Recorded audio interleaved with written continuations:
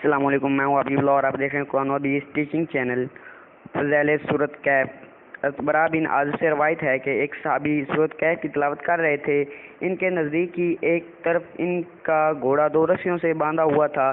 اچانک نور کے ایک بادل نے ان کو ڈھانپ لیا اور ان کے قریب سے قریب تر آنے لگا اور گھوڑا بھٹکنے لگا۔ صبح کو جب انہوں نے اس واقعے کو ذکر رسول اکرم صلی اللہ علیہ وسلم سے کیا تو آپ صلی اللہ علیہ وسلم نے فرمایا، یہ سکینت تھی جو قرآن کریم کی تلاوت کی وجہ سے اتر رہی تھی۔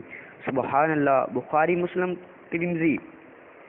ابو درداء سے روایت ہے کہ رسول اکرم صلی اللہ علیہ وسلم نے فرمایا، جس نے سورۃ کہف کی ابتدائی 10 آیت یاد کی وہ دجال کے فتنے سے محفوظ رہے گا۔ سبحان اللہ۔ مسلم۔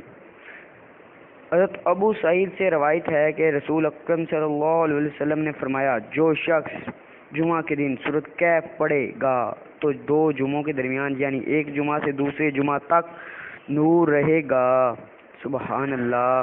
حضرت ابو درداء رضی اللہ تعالیٰ عنہ سے روایت ہے کہ آپ صلی اللہ علیہ وسلم نے فرمایا، جس نے سورۃ کہف کی پہلی 3 آیت یاد کر لیں اور ان کا پڑھتا رہا تو وہ دجال کے فتنے سے محفوظ رہے گا۔ سبحان اللہ۔ اگر ہماری ویڈیو اچھی لگے تو لائک اور شیئر ضرور کیجیے گا۔ So like very much.